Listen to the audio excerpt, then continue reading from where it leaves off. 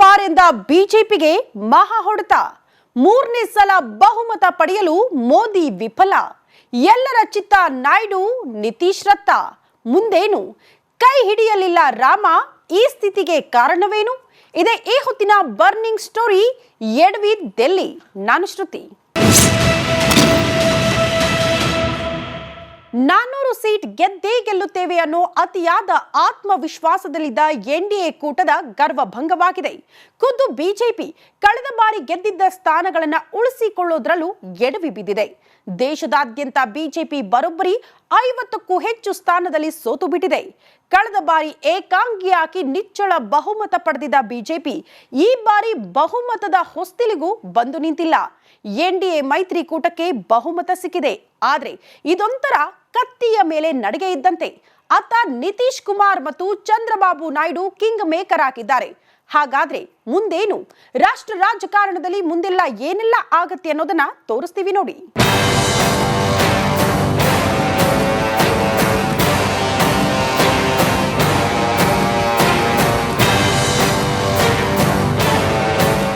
ಎಲ್ಲರಲ್ಲೂ ಢವಢವ. ಮತ್ತೊಮ್ಮೆ ಮೋದಿ ಬರ್ತಾರೋ ಇಲ್ವೋ ಅನುಮಾನ. ಇನ್ನೊಂದು ಕಡೆ ಇಂಡಿಯಾ ಮೈತ್ರಿಕೂಟ ಅಧಿಕಾರಕ್ಕೆ ಬರುತ್ತಾ ಅನ್ನೋ ಪ್ರಶ್ನೆ. ಈ ಪ್ರಶ್ನೆಗೂ ಅಂತೂ ಉತ್ತರ ಸಿಕ್ಬಿಟ್ಟಿದೆ. ಇಡೀ ವಿಶ್ವವೇ ಕಾಯ್ತಾ ಇದ್ದ ಜೂನ್ 4ಕ್ಕೆ ತೆರೆ ಬಿದ್ದಿದೆ. ಚುನಾವಣೆಗೆ ನಿಂತಿದ್ದ ಎಲ್ಲರ ಭವಿಷ್ಯ ಏನು ಅಂತ ಗೊತ್ತಾಗಿದೆ. ಬರೀ ಅಭ್ಯರ್ಥಿಗಳ ಭವಿಷ್ಯ ಮಾತ್ರ ಅಲ್ಲ, ಇಡೀ ದೇಶದ ಮುಂದಿನ ಭವಿಷ್ಯ ಏನು ಅನ್ನೋದು ಗೊತ್ತಾಗ್ತಾ ಇದೆ. ಎಲ್ಲರೂ ಸಹ ಬಿಜೆಪಿಗೆ ಬಹುಮತ ಬರುತ್ತೆ ಅಂತಾನೆ ತಿಳಿದುಕೊಂಡಿದ್ರು. ಸಮೀಕ್ಷೆಗಳು ಸಹ ಇದೇ ರೀತಿ ಭವಿಷ್ಯ ನುಡಿದಿತ್ತು. ಆದ್ರೆ ಎಲ್ಲವೂ ಉಲ್ಟಾ ಪಲ್ಟಾ ಆಗಿದೆ. ಬಿಜೆಪಿ ಏಕಾಂಗಿಯಾಗಿ ಬಹುಮತ ಸಾಧಿಸಲು ವಿಫಲ ಆಗಿದೆ.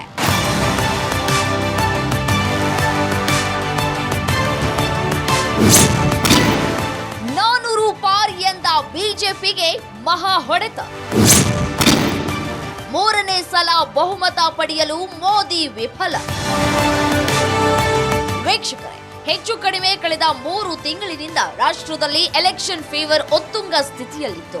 ಕಾಂಗ್ರೆಸ್ ಯಾತ್ರೆ ಮೇಲೆ ಯಾತ್ರೆ ಮಾಡಿ 3ನೇ ಬಾರಿ ಅಧಿಕಾರಕ್ಕೆ ಬರುವ ಕನಸು ಕಾಣ್ತಾ ಇತ್ತು. ಅದಕ್ಕಂತಲೇ ಎನ್ಡಿ ಮೈತ್ರಿಕೂಟವನ್ನ ರಚನೆ ಮಾಡಿಕೊಂಡು ಎನ್ಡಿಎ ಮಿತ್ರಕೂಟ ಟಕ್ಕರ್ ಕೊಡಲು ಕಾಯ್ತಾ ಇತ್ತು. ಇತ್ತ ಬಿಜೆಪಿ ಕೂಡ ತನ್ನ ಹಳೆಯ ಮಿತ್ರಕೂಟವನ್ನ ಸೇರಿಸಿಕೊಂಡು 3ನೇ ಬಾರಿ ಅಧಿಕಾರಕ್ಕೆ ಬರುವ ಆತ್ಮವಿಶ್ವಾಸದಲ್ಲಿತ್ತು. ಅದು ಅಲ್ಲದೆ 2 ತಿಂಗಳ ಹಿಂದೆಯೇ ಅಬ್ ಕಿ ಬಾರ್ 400 ಪಾರ್ ಅನ್ನೋ ಘೋಷಣೆ ಹೊರಡಿಸಿತ್ತು. 400 ಸ್ಥಾನ ಗೆದ್ದೇ ಗೆಲ್ತೇವೆ ಅನ್ನೋ ವಿಶ್ವಾಸದಲ್ಲಿತ್ತು. ಆದ್ರೆ ಎನ್ಡಿಎ ಮಿತ್ರಕೂಟದ ಈ ಆಸೆಗೆ ತಣ್ಣೀರು ಬಿದ್ದಿದೆ. ಈ ಚುನಾವಣೆಯಲ್ಲಿ ಯಾರೂ ಊಹೆ ಮಾಡದಂತಹ ಫಲಿತಾಂಶ ಹೊರಬಿದ್ದಿದೆ. ಬಿಜೆಪಿ 3ನೇ ಬಾರಿ ಸ್ಪಷ್ಟ ಬಹುಮತ ಪಡೆಯುವಲ್ಲಿ ವಿಫಲವಾಗಿದೆ. ಆದ್ರೆ ಎನ್ಡಿಎ ಮೈತ್ರಿಕೂಟ ಸ್ಪಷ್ಟ ಬಹುಮತ ಪಡೆದಿದೆ. ಇದೊಂದೇ ಬಿಜೆಪಿ ಪಾಲಿಗೆ ಅತಿ ದೊಡ್ಡ ಸಮಾಧಾನ. ಆದ್ರೆ ಇಲ್ಲೊಂದು ವಿಚಾರವನ್ನ ನೀವು ಗಮನಿಸಲೇಬೇಕು. ಅದೇನು ಅಂದ್ರೆ, ನರೇಂದ್ರ ಮೋದಿ ಪ್ರಧಾನಿಯಾಗಿ ಕಳೆದ 10 ವರ್ಷದಲ್ಲಿ ಮಾಡಿದ ರೀತಿ ಆಡಳಿತ ಮಾಡಲು ಸಾಧ್ಯವಾಗುವುದಿಲ್ಲ. ಅದಕ್ಕೆ ಕಾರಣ ತನ್ನ ಮಿತ್ರ ಪಕ್ಷಗಳ ಹಂಗು. ಹಾಗೆ ಸರ್ಕಾರ ರಚನೆ ಮಾಡುವಲ್ಲಿಯೂ ಅನೇಕ ಸಮಸ್ಯೆ ಎದುರಾಗುವುದು ಪಕ್ಕ. ಅದಕ್ಕೆ ಕಾರಣ ನಿತೀಶ್ ಕುಮಾರ್ ಮತ್ತು ಚಂದ್ರಬಾಬು ನಾಯ್ಡು.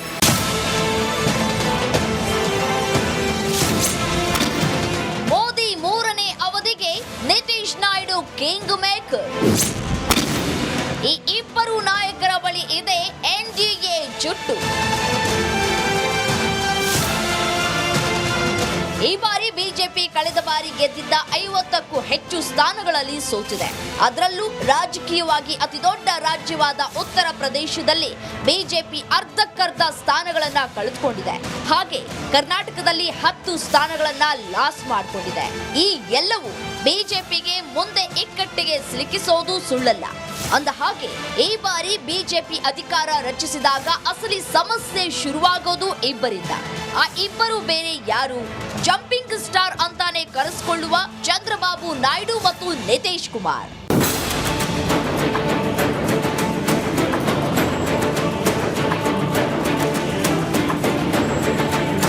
ಈ ಸಲ ಬಿಜೆಪಿಗೆ ಬೆನ್ನೆಲುಬಾಗಿ ನಿಂತಿರೋದು ನಿತೀಶ್ ಕುಮಾರ್ ಮತ್ತು ಚಂದ್ರಬಾಬು ನಾಯ್ಡು ಅನ್ನೋದ್ರಲ್ಲಿ 2 ಮಾತಿಲ್ಲ.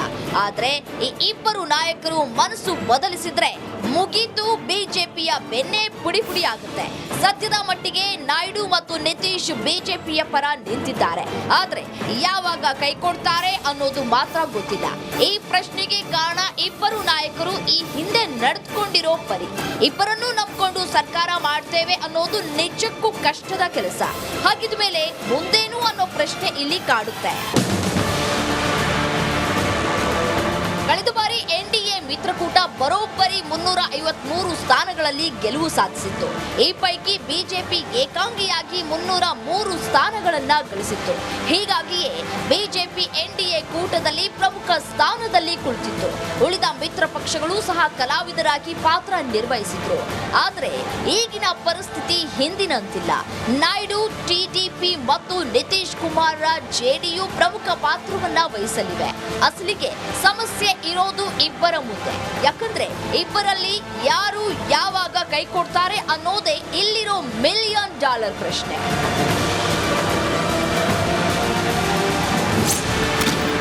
ಆಂಧ್ರದಲ್ಲಿ ಸುನಾಮಿ ಎಬ್ಬಿಸಿರೋ ನಾಯ್ಡು, ಬಿಹಾರದಲ್ಲಿ ನಿತೀಶ್ಗೆ 14 ಸ್ಥಾನದ ಪಾಲು.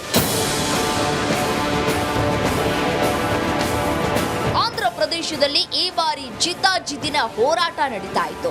ಜಗನ್ ಮೋಹನ್ ರೆಡ್ಡಿ 2ನೇ ಬಾರಿಯೂ ತಾನೇ ಅಧಿಕಾರಕ್ಕೆ ಬರ್ತೀನಿ ಅನ್ನೋ ಉತ್ಸಾಹದಲ್ಲಿದ್ರು. 175ಕ್ಕೂ ಹೆಚ್ಚು ಸ್ಥಾನ ಗೆದ್ದೇ ಗೆಲ್ತೇವೆ ಅನ್ನೋ ಅತೀವ ಆತ್ಮವಿಶ್ವಾಸದಲ್ಲಿದ್ರು. ಆದ್ರೆ ಅಲ್ಲಿ ಊಹಿಸಲು ಸಾಧ್ಯವಾಗದಂತಹ ಫಲಿತಾಂಶ ಬಂದಿದೆ. ಆಂಧ್ರ ಪ್ರದೇಶದಲ್ಲಿ ನಾಯ್ಡು, ಪವನ್ ಕಲ್ಯಾಣ್ ಹಾಗೂ ಬಿಜೆಪಿ ಮೈತ್ರಿ ಮಾಡಿಕೊಂಡಿತ್ತು. ಈ ಮೈತ್ರಿಯಲ್ಲಿ ಜಗನ್ ಮೋಹನ್ ರೆಡ್ಡಿ ಕೊಚ್ಚಿ ಹೋಗಿದ್ದಾರೆ. ಅದ್ಯಾವ ಪರಿಗೆ ಅಂದ್ರೆ ಆಂಧ್ರ ಪ್ರದೇಶದಲ್ಲಿ ಅಧಿಕೃತ ವಿರೋಧ ಪಕ್ಷವೇ ಇಲ್ಲ. ಸತ್ಯ, ಚಂದ್ರಬಾಬು ನಾಯ್ಡು ಆಂಧ್ರ ಸಿಎಂ ಆಗಿ ಪ್ರಮಾಣ ವಚನ ಸ್ವೀಕಾರ ಮಾಡೋದಕ್ಕೆ ಸಿದ್ಧವಾಗಿದ್ದಾರೆ. ಮತ್ತೊಂದು ಕಡೆ ಲೋಕಸಭಾ ಕ್ಷೇತ್ರದಲ್ಲಿ 16 ಸ್ಥಾನಗಳನ್ನ ಗೆದ್ದು ಬೀಗಿದ್ದಾರೆ.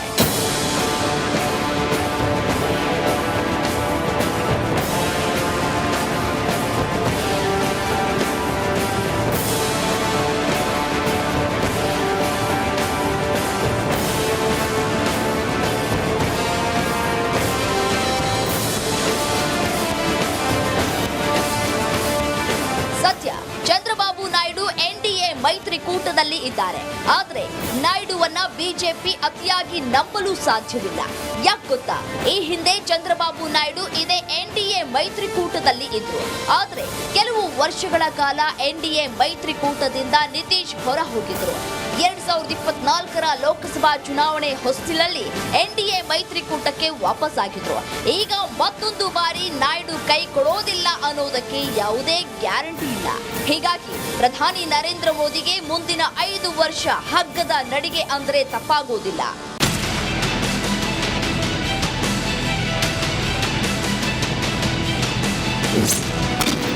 ಪಲ್ಟೂರಾಮ್ ನಂಬಿ ಸರ್ಕಾರ ನಡೆಸೋದಕ್ಕೆ ಸಾಧ್ಯವೇ? ಮೈತ್ರಿಕೂಟ ಬದಲಿಸೋದ್ರಲ್ಲಿ ನಿತೀಶ್ ಎತ್ತಿದ ಕೈ.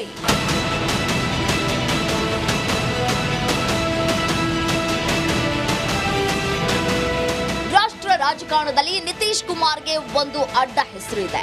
ಅದೇನು ಅಂದ್ರೆ ಪಲ್ಟೂರಾಮ್ ಅಂತ. ಈ ಪಲ್ಟೂರಾಮ್ ಅನ್ನೋ ಹೆಸರು ಬರೋದಕ್ಕೆ ಕಾರಣ ನಿತೀಶ್ ಕುಮಾರ್ ಅವರ ವರ್ತನೆ. ಹೌದು, ಒಮ್ಮೆ ಎನ್ಡಿಎದಲ್ಲಿದ್ದ ನಿತೀಶ್ ಮತ್ತೊಂದು ಬಾರಿ ಯುಪಿಎಗೆ ಹಾರಿದ್ರು. ಬಳಿಕ ಎನ್ಡಿಎಗೆ ಬಂದಿದ್ರು. ಆ ಬಳಿಕ ಮತ್ತೆ ಎನ್ಡಿ ಮೈತ್ರಿಕೂಟಕ್ಕೆ ಹಾರಿದ್ರು. ಹೀಗೆ ಜಂಪಿಂಗ್ ಮೇಲೆ ಜಂಪಿಂಗ್ ಮಾಡುವ ನಿತೀಶ್ ಕುಮಾರ್ ಅಂತಹ ನಾಯಕರನ್ನ ಇಟ್ಕೊಂಡು ಮೋದಿ 5 ವರ್ಷ ಅದು ಹೇಗೆ ಅಧಿಕಾರ ಮಾಡ್ತಾರೆ ಅನ್ನೋದು ಸದ್ಯಕ್ಕಿರೋ ಕುತೂಹಲ.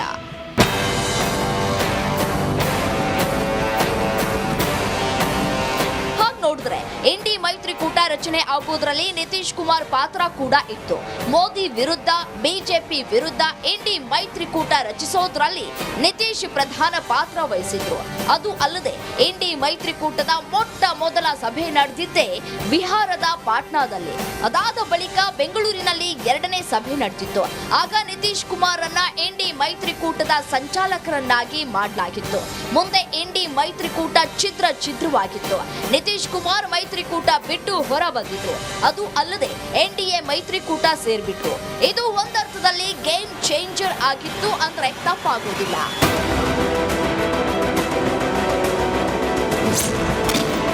ಮೋದಿ ಗೇಮ್ ಪ್ಲಾನ್ ನಿಂದ ಎನ್ಡಿಎಗೆ ನಿಟ್ಟುಸಿರು. ಪ್ರಧಾನಿ ಮೋದಿ. ನಿತೀಶ್ ಕುಮಾರ್ ಎನ್ಡಿಎ ಮೈತ್ರಿಕೂಟ ಬಿಟ್ಟು ಯುಪಿಎಗೆ ಹೋಗಿದ್ರು. ಅದಾದ ಬಳಿಕ ವಾಪಸ್ ಎನ್ಡಿಎ ಮೈತ್ರಿಕೂಟಕ್ಕೆ ಬಂದ್ಬಿಟ್ರು. ಆಗ ಬಿಜೆಪಿಯಲ್ಲಿ ಅಪಸ್ವರ ಎದ್ದಿದ್ದು ಸುಳ್ಳಲ್ಲ. ಈ ಪಲ್ಟು ರಾಮ್ನ ಯಾವ ಕಾರಣಕ್ಕೆ ಮತ್ತೆ ಸೇರಿಸಿಕೊಂಡ್ರು ಅನ್ನೋ ರೀತಿಯಲ್ಲಿ ಟೀಕೆಗಳು ವ್ಯಕ್ತವಾಗಿದ್ವು. ಆದ್ರೆ ಮೋದಿ ಅಂದು ಮಾಡಿದ್ದ ಮ್ಯಾಜಿಕ್ ಎಂದು ವರ್ಕೌಟ್ ಆಗಿದೆ. ಅತ್ತ ಮಹಾರಾಷ್ಟ್ರದಲ್ಲಿ ಇದೇ ಮ್ಯಾಜಿಕ್ ಕೈಕೊಟ್ಟರು, ಬಿಹಾರ ಮಾತ್ರ ಸಖತ್ತು ವರ್ಕ್ ಆಗಿದೆ. ಒಂದು ವೇಳೆ ನಿತೀಶ್ ಎನ್ಡಿಎ ಮೈತ್ರಿಕೂಟದಲ್ಲಿ ಇಲ್ಲದೆ ಹೋಗಿದ್ರೆ ಇಂದು ಫಲಿತಾಂಶ ಮತ್ತೊಂದು ರೀತಿಯಲ್ಲಿ ಇತ್ತು.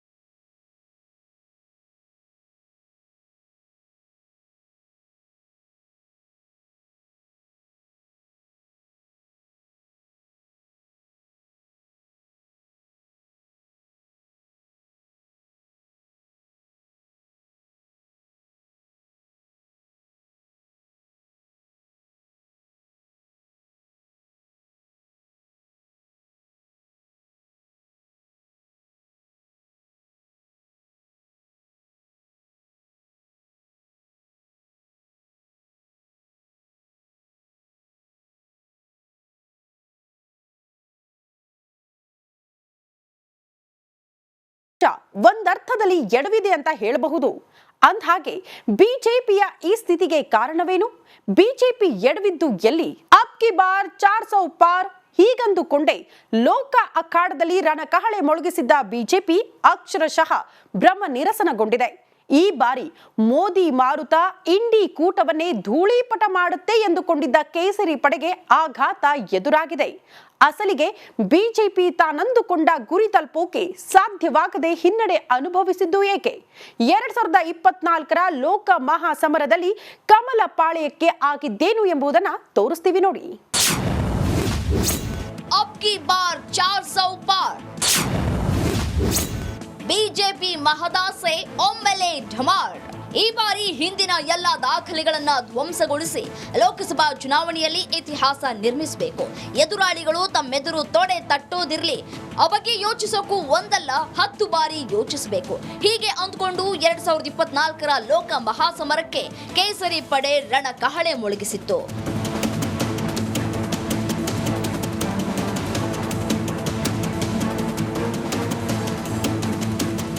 300-350 ಅಲ್ಲ, ಈ ಬಾರಿ 400 ಸಾಧಿಸಿಯೇ ಸಿದ್ಧ ಎಂದು ಅಖಾಡದಲ್ಲಿ ಅಬ್ಬರಿಸಿ ಬೋಬ್ಬೆರೆದಿದ್ದ ಕೇಸರಿ ಪಡೆಗೆ ಫಲಿತಾಂಶ ಒಂದು ಮಟ್ಟಿಗೆ ಶಾಕ್ ನೀಡಿದೆ.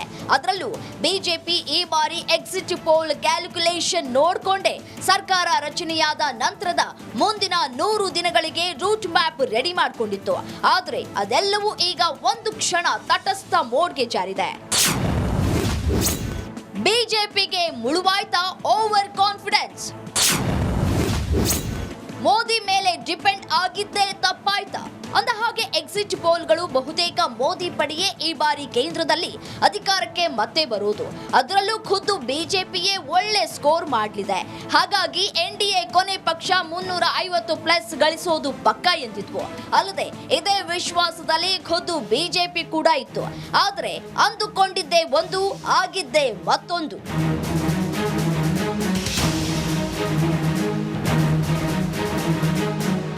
ಈ ಬಾರಿ ಎಕ್ಸಿಟ್ ಪೋಲ್ಗಳ ಭವಿಷ್ಯಕ್ಕೂ ಲೋಕಸಭಾ ಎಲೆಕ್ಷನ್ ಫಲಿತಾಂಶ ಸೆಡ್ಡು ಹೊಡೆದುಬಿಟ್ಟಿದೆ. ಅಲ್ಲದೆ ಮತದಾರನ ನಿರ್ಧಾರವನ್ನ ಫಲಿತಾಂಶಕ್ಕೂ ಮುನ್ನವೇ ನಿರ್ಧರಿಸಿರೋದು ಸಾಧ್ಯವೇ ಇಲ್ಲ ಎಂಬುದನ್ನ ಸಾಬೀತು ಮಾಡಿದೆ.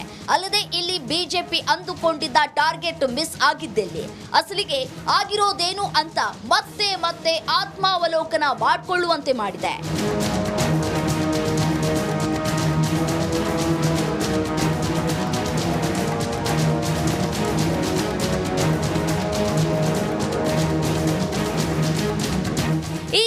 ಬೆಳವಣಿಗೆ ನಡುವೆ ಬಿಜೆಪಿ ಪಡೆ ಸಂಪೂರ್ಣವಾಗಿ ಮೋದಿ ನಾಮಬಲದ ಮೇಲೆ ಡಿಪೆಂಡ್ ಆಗಿದ್ದು ಒಂದು ರೀತಿಯ ಎಡವಟ್ಟಿಗೆ ಕಾರಣವಾಯ್ತಾ ಎಂಬಂತಾಗಿದೆ. ಯಾಕಂದ್ರೆ ಕಮಲ ಪಡೆಯ ಕಾರ್ಯಕರ್ತರು ಹಾಗೂ ನಾಯಕರು ತಳಮಟ್ಟದಲ್ಲಿ ಕೆಲಸ ಮಾಡದೆ ಕೇವಲ ಮೋದಿ ನಾಮಬಲವನ್ನಷ್ಟೇ ನಂಬಿದ್ರ ಪರಿಣಾಮ ಇದು ಎಂಬಂತಾಗಿದೆ. ಬಿಜೆಪಿಗೆ ಶಾಕ್ ಕೊಟ್ಟ power state Uttar Pradesh. Akhilesh Rahul cycle ಸವಾರಿಗೆ BJP ಸುಸ್ತು. ಈ ಬಾರಿ ಬಿಜೆಪಿ ಪಡೆಗೆ ಕಂಡು ಕೇಳರಿಯದ ಮರ್ಮಾಘಾತ ನೀಡಿರೋದೇ ದೇಶದಲ್ಲೇ ಅತಿ ಹೆಚ್ಚು ಲೋಕಸಭಾ ಕ್ಷೇತ್ರಗಳನ್ನ ಹೊಂದಿರೋ ಉತ್ತರ ಪ್ರದೇಶ. ಹೌದು, ಬರೋಬ್ಬರಿ 80 ಲೋಕ ಕ್ಷೇತ್ರಗಳನ್ನ ಹೊಂದಿರೋ ಉತ್ತರ ಪ್ರದೇಶ ಕೇಂದ್ರದಲ್ಲಿ ಅಧಿಕಾರ ಹಿಡಿಯೋ ಯಾವುದೇ ಪಕ್ಷಕ್ಕೂ ಅತ್ಯಂತ ನಿರ್ಣಾಯಕ. ಈ ಬಾರಿಯೂ ಉತ್ತರ ಪ್ರದೇಶದಲ್ಲಿ ಬಿಜೆಪಿ ಕಳೆದ ಬಾರಿಯಂತೆ ಉತ್ತಮ ಸ್ಕೋರ್ ಮಾಡಿ ದೆಹಲಿ ಗದ್ದುಗೆ ಏರೋಕೆ ಸಿದ್ಧವಾಗಿತ್ತು.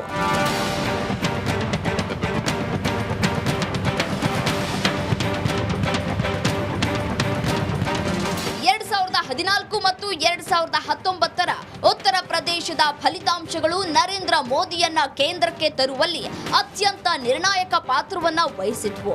2014 ಲೋಕಸಭೆ ಚುನಾವಣೆಯಲ್ಲಿ ಬಿಜೆಪಿ ಮತ್ತು ಮಿತ್ರ ಪಕ್ಷಗಳು ರಾಜ್ಯದ 80 ಲೋಕಸಭಾ ಸ್ಥಾನಗಳ ಪೈಕಿ 73ರಲ್ಲಿ ಗೆಲುವು ಸಾಧಿಸಿದ್ವು.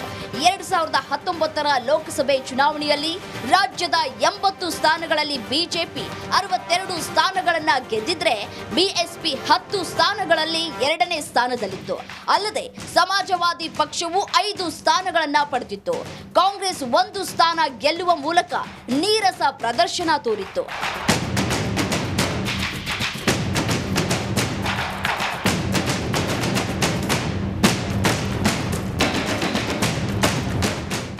ಈ ಬಾರಿ ಇಡೀ ಕಣಚಿತ್ರವೇ ಬದಲಾಗಿ ಹೋಗಿದೆ. ಎನ್ಡಿ ಕೂಟದ ಮೂಲಕ ಅಖಿಲೇಶ್ ಹಾಗೂ ಕಾಂಗ್ರೆಸ್ ಜಬರ್ದಸ್ತ್ ಜೋಡಿ ಕಮಲ ಪಡೆ ಕಂಗಾಲಾಗುವಂತೆ ಮಾಡಿದೆ. ಅಖಿಲೇಶ್ ಪಡೆ ಅರ್ಧಕ್ಕರ್ಧ ಕ್ಷೇತ್ರಗಳನ್ನ ಎನ್ಡಿ ಕೂಟಕ್ಕೆ ಬಿಟ್ಟುಕೊಟ್ಟಿರೋ ಬಿಜೆಪಿಗೆ ಈ ಬಾರಿ ಉತ್ತರ ಪ್ರದೇಶ ಭಾರಿ ಹಿನ್ನಡೆ ತಂದಿಟ್ಟಿದೆ. ಅಖಿಲೇಶ್ ಸೈಕಲ್ ಸವಾರಿ ಬಿಜೆಪಿಗೆ ನಿಜಕ್ಕೂ ದೊಡ್ಡ ಹೊಡೆತ ನೀಡಿದೆ. ಈ ಬಾರಿ ಎಸ್ಪಿ ಕಾಂಗ್ರೆಸ್ ನೇತೃತ್ವದ ಎನ್ಡಿ ಮೈತ್ರಿಕೂಟ 39 ಕ್ಷೇತ್ರಗಳಲ್ಲಿ ಗೆದ್ದಿದೆ. ಅಲ್ಲಿಗೆ ಕಳೆದ ಬಾರಿ ಗೆದ್ದ ಅರ್ಧಕ್ಕರ್ಧ ಕ್ಷೇತ್ರಗಳಲ್ಲಿ ಬಿಜೆಪಿ ಸೋಲು ಕಂಡಿದೆ.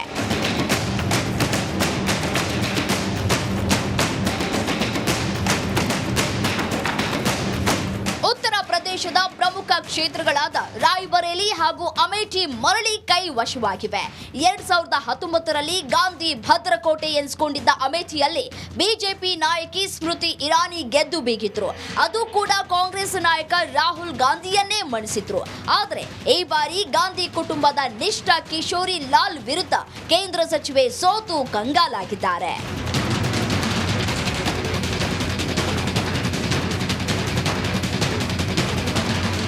ವಾರಣಾಸಿಯಲ್ಲಿ ನರೇಂದ್ರ ಮೋದಿ ಪ್ರಯಾಸದ ಗೆಲುವು ಕಂಡಿದ್ದಾರೆ. ಕಾಂಗ್ರೆಸ್ನ ಅಜಯ್ ರಾಯ್ ವಿರುದ್ಧ ಪ್ರಧಾನಿಗೆ 1.5 ಲಕ್ಷ ಅಂತರದಿಂದ ನಮೋ ಜಯಿಸಿದ್ದಾರೆ. ಅಲ್ಲಿಗೆ ಈ ಬಾರಿ ಯೋಗಿ ನೆಲದಲ್ಲೇ ಬಿಜೆಪಿಗೆ ಉತ್ತಮ ಇಳುವರಿ ಸಿಕ್ಕಿಲ್ಲ ಎಂಬುದು ಸ್ಪಷ್ಟ. ರಾಮ ಮಂದಿರ ನಿರ್ಮಿಸಿದ ಹುಮ್ಮಸ್ಸಿನಲ್ಲಿದ್ದ ಬಿಜೆಪಿ ಅದೇ ಅಲಿಯಲ್ಲಿ ಭರ್ಜರಿ ಲಾಭ ಗಿಟ್ಟಿಸೋ ಲೆಕ್ಕಾಚಾರದಲ್ಲಿತ್ತು. ಆದರೆ ಅದೇ ಅಯೋಧ್ಯೆಯಲ್ಲಿ ಬಿಜೆಪಿಗೆ ಭಾರಿ ಹಿನ್ನಡೆಯಾಗಿದೆ. ಇದರೊಂದಿಗೆ ರಾಮನ ಊರಿನಲ್ಲೇ ಕೇಸರಿ ಸೇನೆ ಭಾರಿ ಸೋಲುಂಡಿದೆ. ಗಾಂಧಿ ಕುಟುಂಬದ ಭದ್ರಕೋಟೆ ರಾಯ್ ಬರೇಲಿಯನ್ನು ಉಳಿಸಿಕೊಳ್ಳುವಲ್ಲಿ ರಾಹುಲ್ ಗಾಂಧಿ ಯಶಸ್ಸು ಕಂಡಿದ್ದಾರೆ. ಬಿಜೆಪಿಯ ದಿನೇಶ್ ಪ್ರತಾಪ್ ಸಿಂಗ್ ವಿರುದ್ಧ 3.5 ಲಕ್ಷಕ್ಕೂ ಹೆಚ್ಚು ಮತಗಳಿಂದ ಕೈ ನಾಯಕ ಗೆದ್ದು ಬೀಗಿದ್ದಾರೆ. ಅಲ್ಲಿಗೆ ಈ ಬಾರಿ ಖುದ್ದು ರಾಮ ಕೂಡ ಕಮಲ ಪಡೆಯ ಕೈ ಹಿಡಿಯಲಿಲ್ವಾ ಎಂಬ ಚರ್ಚೆ ಶುರುವಾಗಿದೆ. ಮಹಾರಾಷ್ಟ್ರದಲ್ಲಿ ಬಿಜೆಪಿಗೆ ಮಹಾಘಾತ. ಪಶ್ಚಿಮ ಬಂಗಾಳದಲ್ಲಿ ಬಿಜೆಪಿಗೆ ಆಗಿದ್ದೇನು? ದೀದಿ ಎದುರು ನಡೆಯಲಿಲ್ಲ ಮೋದಿ ಮೋಡಿ. ಇನ್ನು ಇದೇ ರೀತಿ ಮಹಾರಾಷ್ಟ್ರದಲ್ಲೂ ಬಿಜೆಪಿ ಭಾರಿ ಆಘಾತ ಅನುಭವಿಸಿದೆ. ಮಹಾರಾಷ್ಟ್ರದ ಒಟ್ಟು 48 ಕ್ಷೇತ್ರಗಳ ಪೈಕಿ ಜಸ್ಟ್ 19ರಲ್ಲಷ್ಟೇ ಎನ್ಡಿಎ ಗೆಲ್ಲೋದಕ್ಕೆ ಶಕ್ತಿವಾಗಿದೆ. ಅಲ್ಲದೆ ಇದೇ ವೇಳೆ ಇಂಡಿ ಕೂಟ ಬರೋಬ್ಬರಿ 28 ಕ್ಷೇತ್ರಗಳಲ್ಲಿ ಗೆಲ್ಲೋ ಮೂಲಕ ಬಿಜೆಪಿಗೆ ಬಿಗ್ ವಾರ್ನಿಂಗ್ ನೀಡಿದೆ. ಅದಕ್ಕೆ ಕಾರಣ ಈ ವರ್ಷಾಂತ್ಯದಲ್ಲಿ ಮಹಾರಾಷ್ಟ್ರದಲ್ಲಿ ನಡೆಯಲಿರೋ ವಿಧಾನಸಭಾ ಸಮರ.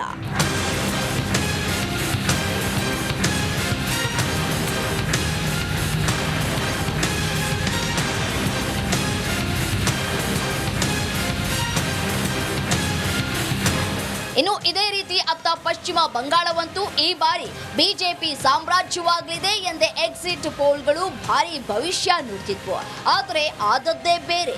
ಬಿಜೆಪಿ ಈ ಬಾರಿ ಕಳೆದ ಬಾರಿಗಿಂತ ಕಡಿಮೆ ಸ್ಥಾನಗಳನ್ನ ಪಶ್ಚಿಮ ಬಂಗಾಳದಲ್ಲಿ ಪಡೆದುಕೊಂಡಿದೆ. ಟಿಎಂಸಿ 29 ಸ್ಥಾನಗಳಲ್ಲಿ ಗೆದ್ದು ಬೀಗಿದ್ರೆ ಬಿಜೆಪಿ 12ಕ್ಕೆ ಸುಸ್ತಾಗಿ ಹೋಗಿದೆ. ಅಲ್ಲದೆ ಕಾಂಗ್ರೆಸ್ 1 ಸ್ಥಾನದಲ್ಲಿ ಗೆದ್ದುಕೊಂಡಿದೆ.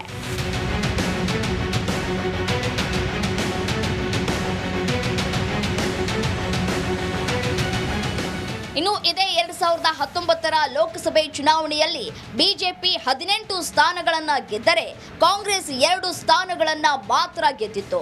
ದೇಶದಲ್ಲಿ ನಮೋ ಹವಾ ನಡುವೆಯೂ ಬಂಗಾಳದಲ್ಲಿ ಟಿಎಂಸಿ ಹೆಚ್ಚು ಸ್ಥಾನಗಳನ್ನ ಗೆದ್ದಿತ್ತು. ಎಲ್ಲ ಕ್ಷೇತ್ರಗಳಲ್ಲಿ ಸ್ಪರ್ಧಿಸಿ 22 ಕ್ಷೇತ್ರಗಳಲ್ಲಿ ಜಯಭೇರಿ ಬಾರಿಸಿತ್ತು. ಆದರೆ ಬಿಜೆಪಿ ಅಬ್ಬರದಿಂದಾಗಿ 2014ರ ಚುನಾವಣೆಯಲ್ಲಿ ಗೆದ್ದಿದ್ದ 12 ಕ್ಷೇತ್ರಗಳನ್ನು ಕಳೆದುಕೊಂಡಿತ್ತು. ಅತ್ತ ಏಕಾಏಕಿ 16 ಕ್ಷೇತ್ರಗಳನ್ನ ಹೆಚ್ಚಿಸಿಕೊಂಡ ಬಿಜೆಪಿ 18ರಲ್ಲಿ ಗೆದ್ದಿತ್ತು. ಆದರೆ ಈ ಬಾರಿ ಎಕ್ಸಿಟ್ ಪೋಲ್ಗಳು ಬಿಜೆಪಿ ಆಡಳಿತಾರೂಢ ಟಿಎಂಸಿಯನ್ನೇ ಓವರ್ಟೇಕ್ ಮಾಡಿ ದಾಖಲೆ ಬರೆಯಲಿದೆ ಅಂತ ಹೇಳಿದ್ವು. ಆದರೆ ದೀದಿಯ ಟಿಎಂಸಿ ಪಕ್ಷ 2024ರ ಮಹಾಸಮರದಲ್ಲಿ ಭರ್ಜರಿ ಕಂಬ್ಯಾಕ್ ಮಾಡಿದೆ. ಅಲ್ಲದೆ ಇದು ಬಿಜೆಪಿ ಪಾಲಿಗಂತೂ ನುಂಗಲಾರದ ತುತ್ತಾಗಿದೆ. ಅಲ್ಲದೆ ರಾಷ್ಟ್ರ ಮಟ್ಟದಲ್ಲಿ ಹಿನ್ನಡೆಗೂ ಕಾರಣವಾಗಿದೆ.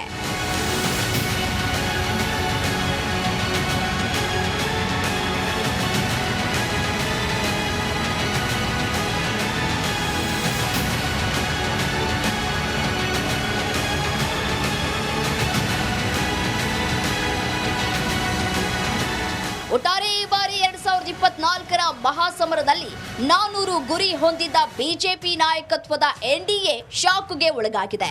400 ಪಾರ್ ಎಂದು ಘೋಷಿಸುತ್ತಲೇ ಅಖಾಡಕ್ಕಿಳಿದಿದ್ದ ಮೋದಿ ಪಡೆ 300 ಪಾರ್ ಆಗೋದ್ರಲ್ಲೇ ಸುಸ್ತಾಗಿ ಸುಮ್ಮನಾಗಿದೆ. ಇನ್ನು ಈ ಎಲ್ಲ ಬೆಳವಣಿಗೆಗಳ ನಡುವೆ ಕೇಂದ್ರದಲ್ಲಿ ಮತ್ತೆ ಅಧಿಕಾರ ಸ್ಥಾಪಿಸೋಕೆ ಮೋದಿ ಪಡೆ ಮಿತ್ರರೊಡಗೂಡಿ ಪ್ರಯತ್ನ ಜಾರಿಯಲ್ಲಿಟ್ಟಿದೆ.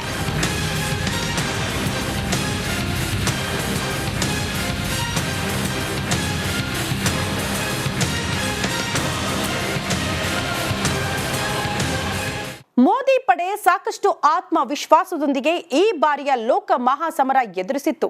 ಆದರೆ ಎಕ್ಸಿಟ್ ಪೋಲ್ಗಳ ಲೆಕ್ಕಾಚಾರವನ್ನು ಮೀರಿ ಖುದ್ದು ಬಿಜೆಪಿಯೇ ಸರಳ ಬಹುಮತ ಪಡೆಯದೇ ಇರೋದು ಈ ಬಾರಿ ಕಮಲ ಪಡೆಯ ಅತಿಯಾದ ಆತ್ಮವಿಶ್ವಾಸದಿಂದಲೇ ಈ ಆಘಾತ ಅನುಭವಿಸುತ್ತಾ ಎಂಬಂತಾಗಿದೆ. ಅಲ್ಲದೆ ಸರ್ಕಾರ ರಚನೆ ವಿಚಾರದಲ್ಲೂ ಸಾಕಷ್ಟು ಜಾಗರೂಕತೆ ಅನಿವಾರ್ಯ ಎಂಬಂತಾಗಿದೆ. ಇದಾಗಿತ್ತು ಈ ಹೊತ್ತಿನ ಬರ್ನಿಂಗ್ ಸ್ಟೋರಿ. ನೋಡ್ತಾ ಇರಿ ರಿಪಬ್ಲಿಕ್ ಕನ್ನಡ, ಇದು ನಿಮ್ಮ ಧ್ವನಿ.